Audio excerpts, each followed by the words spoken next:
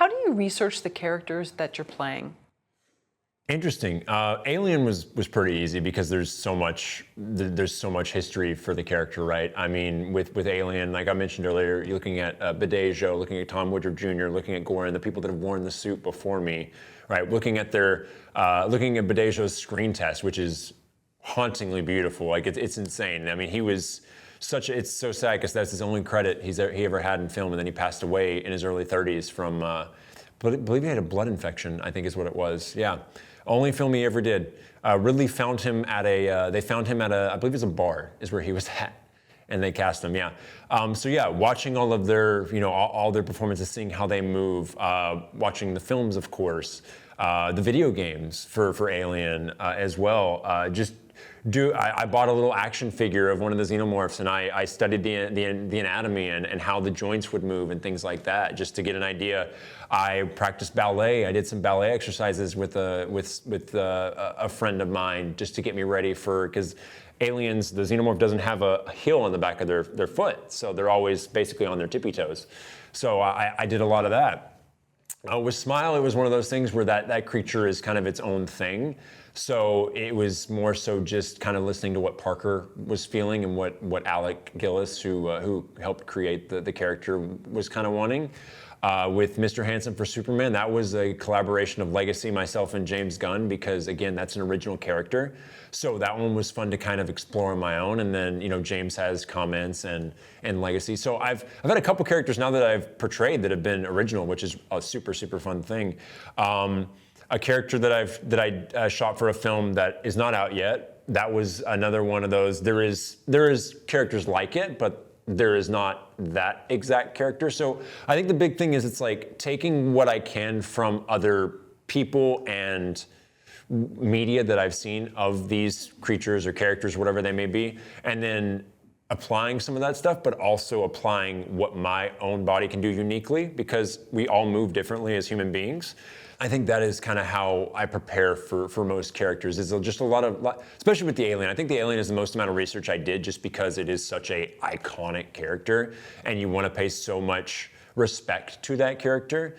And same with the others. But again, the cool thing about the other ones too is that I got to play a lot more with those characters, because there was no blueprint that I kind of had to follow, or I kind of got to create the blueprint myself. And do you film yourself acting as that character? Because sometimes we think we're moving in a certain way and it's appearing this way, and then it's not. Yeah, I have in the past. Yeah, I think what's really interesting, and I've learned this just doing stuff on set, is I love to watch playback of things that I've shot, because again, like you said, certain things to your mind are reading really well, but on camera they might not be reading super well. I remember one of the things with the Yeti is it's a very big character. So my movements weren't exaggerated enough, and I felt really silly. But then when you watch it back on screen, it's like, oh yeah, no, it works, because this is such a massive character. Of course, the movements are going to be way more out here as opposed to, like how you would normally walk as a human being, right? So yeah, I definitely have done that. I think the funniest thing about talking about that is, for the Yeti, I had to learn choreography, and I've never learned choreography in my life. I love to dance, but I've never learned choreography. And they brought in a choreographer who was incredible. Her name is Juju, and she taught me a routine that we were going to do for the social media campaign, and then it was like an hour I got to rehearse with her. And then originally, keep in mind, I wasn't originally supposed to be the person doing this. The person they had hired originally was a dancer. And they had done choreography. So I did an hour rehearsal with her, and then they're like, okay, we're going to show the client now. I was like, oh great, so all the Amazon executives, fantastic. So I stumbled my way through it, we got through it, and then I remember I just went home and I just drilled the choreography over and over and over and over, and I would film myself, and I was getting super frustrated because I could not get, I was trying to do the backwards running man, which is the running man but backwards, and I could not get my mind and body to figure it out. It was just like the timing was off, and what she told me was, if you sleep or whatever and then come back to it, your brain will connect the dots and put it together. And so I was super frustrated. I was like, because I think I had 2 days before we were going to shoot the actual commercial. And so I took a nap and I woke up, and I could do the move, and I was like, oh, it works. So yeah, I have definitely recorded myself in the past, especially for that, because that was a really challenging role. And the thing is too, each role presents different challenges with movement, with visibility, whatever it may be. So a lot of the characters too, until you get into that full build of what the character is or who it is, you don't quite know. You could kind of plan and prepare for what you're going to get, but thankfully, a lot of sets you do get the chance to, a lot of the shops you get to wear it ahead of time to get an idea. But when you're on set, it could be a totally different thing. The director could be like, oh, I want to put him upside down or on the side of the hive, or I want him to crawl around and stuff, which was a completely different thing than what was rehearsed. And that's just how you gotta be ready to roll with the changes on set, because it's always changing.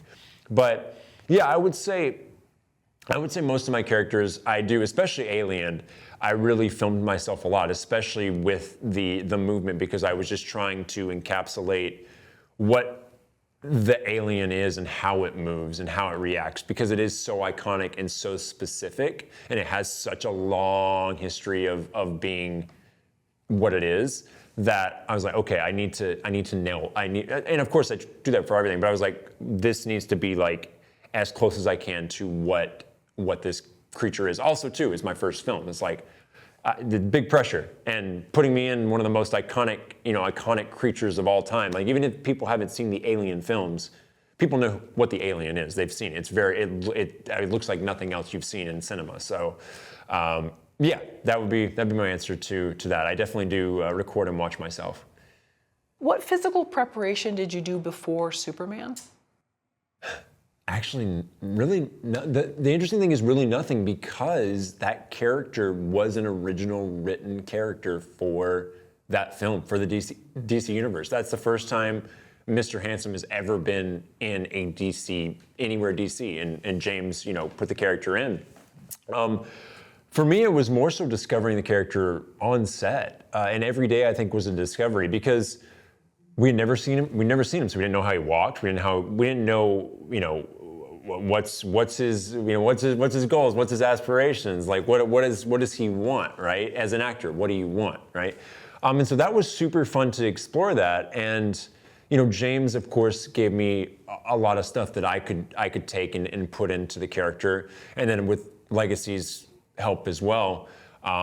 But yeah, it was pretty much just an exploration on set. It was nothing really that because I didn't really know what I was going to be, because with Superman, the script was super tight, Superman super tight, but it was locked up. Like, I did not get to read it beforehand. I only got my sides day of. So it was like, I came in one day before we shot our first scene, just so James could see everything, and we workshopped it for him, and they had me driving the platform, which is what I was doing.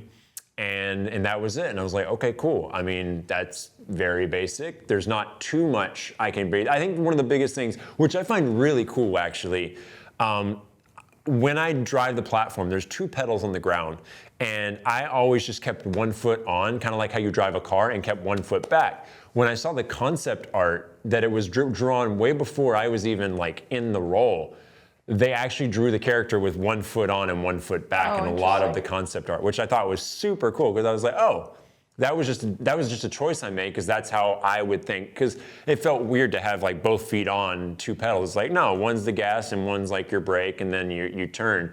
But the biggest thing was just kind of like coordinating with James, like how he wanted because the platform did actually move around when we were using it. And so it was like, okay, what is right, what is left? Because and then what is this? Like, and it was me discovering like, what do all these different movements with the analogs do for the platform? Like, one of them releases the cube that Superman's in, and one of them turns the thing this way. One of them maybe puts the brakes on. But then there was also the simple fact of like, as the character became bigger for the film, that then it became like, okay, how does Mr. Handsome walk? How does Mr. Handsome interact with Lex Luthor or Superman or Metamorpho? It was all those little things, like, what's the relationship? And James, of course, painted a lot of this in for me before before the world knew about it. Because I remember when the film came out, people were like, what is he? What does he do? Like, what's his backstory? Like, and then James, of course, told a little bit about the backstory, which I thought was very sweet and fun.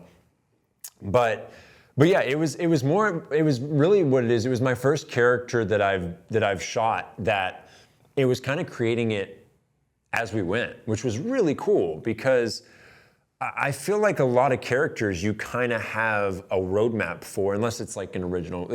With what I do, especially, right? With creatures, there's a lot of creatures that you do that you kind of have a roadmap for how they're going to move or interact or things like that. But this is a completely original, brand new character, and it's like, okay, so where does Mr. Handsome start? Like, what part of his body does he lead with? And so I don't think it made any of the final scenes just because they cut the way they cut things. But he was a very stompy character that swung his arms out really wide and knocked over water bottles just like that. I got it. But yeah, I know. So it was one of those things. It was just an exploration every single day, which was fun because I came in and got to just play with the character every day and discover new things. And James, Nick, David, and Anthony and I every day would just have so much fun just with the character and whatever we were doing. And I'm wondering, it looks so cool to be in that suit, but what are some things that the general public wouldn't realize about being a suit actor in the suit, whether it's too hot, you can't use the bathroom without having someone help you? The heat, yeah, definitely. Bathroom is always a thing. You're probably not going to the bathroom. You're probably going to the bathroom on lunch and when you get out of the suit. And some things I've worn, I haven't been able to go to the bathroom because I'm sealed in because of prosthetics or whatever it may be. That happens too, yeah. Visibility is a big one. The alien, I saw out of the mouth, and that was only when the mouth was open, which was not too often because the alien keeps their mouth closed. Also, there's a lot of the time there's sounds. There's always. So you have the director trying to communicate with you. You have your crew trying to communicate with you. But on top of that, if you're wearing an animatronic head, you're hearing motors constantly. You're hearing the motors run, and then you're feeling everything move. So you're hearing like you're getting all those sounds while people are still trying to communicate with you. So you can't let that take you out. And then you're also acting at the same time. So you're doing the thing with all these other factors. Like you got a director in one ear, you got the crew in the other, maybe you've got those sounds. The visibility thing, Mr. Handsome, the main hero head for that, there was no visibility whatsoever. So when that head's on, I am, for those close-up shots where you see it, I'm blind. I'm fully blind. So everything I'm doing just off muscle memory and knowing where things are, and people are telling me where things are. The weight of a lot of things. If you're claustrophobic, some of them can be. I mean, again, Mr. Handsome, it's black, like it's dark. I'm not seeing anything. There's no vision. I'm just sealed into that head. And the thing is, when they're not rolling and they need me ready for a shot, I'm just sitting there, and that's how I'm living. Like there's no that's it, because when you're ready to roll, they're ready to roll. Like you can't take it off, put it back on. It takes time. Time is money in the industry, as everyone knows. But yeah, I would say those are the biggest things. Visibility, definitely. Heat, which you already mentioned. But yeah, Alien, the mouth, the smile monster, the entity. It was the monstrosity. It was kind of like a cave in there. It was a very, very big creature. So it had like a big rod that stuck to my head, and they put the weight on that, which was still super heavy. But yeah, I would say honestly, a lot of it is like I talked about. It's figuring out what you can do, what your limitations are, and then how do you get past those, or how do you use what you thought about to develop the character into what you envision, like with what you can do. Because like I said, you think about things, and it's much easier and natural to move around when you have nothing restricting you. But then you put something on, it's like, okay, now I have to learn how to move again, because you might have something that's restricting your arms, your legs a little bit more, or it's tight, or you can't see, or there's so many aspects. But yeah, I would say those are definitely the biggest ones that probably people don't realize. Is just like the biggest one is the one about all the sounds going on, right? With wearing animatronics, and then trying to staying in a scene and staying in a moment while you have directors or somebody else like giving you instructions because you can't see, and then you've got all these other sounds going on. So yeah, I think those are the biggest things for sure that are like not known about if you're not in the world of creature acting or suit acting. And so they had to lead you to set. If you can't see, you have a couple You put your arms out assistants. like this, they grab your hands, and they walk you so nice and gingerly to where you got to go. Yeah. Oh, wow. Yeah, that would happen. Yeah, that's, and then on the platform, it was an elevated platform. So once I'm up there and holding on, it moved. So they're like, just don't let go. And I'm like, all right, I won't let go. And so yeah, so that a lot of the time, and that's what I said too, like giving them so much credit because they do so much stuff outside of just building these incredible things and making makeups. Like they also take care of the people inside of the stuff because it's such a collaborative environment. Like I couldn't do my job without them, right? So so much respect for everybody that works in the special effects industry and the makeup part of the world and everything like that. So. Thank you for watching the video all the way to the end. Here is a complimentary question from our book Story Questions.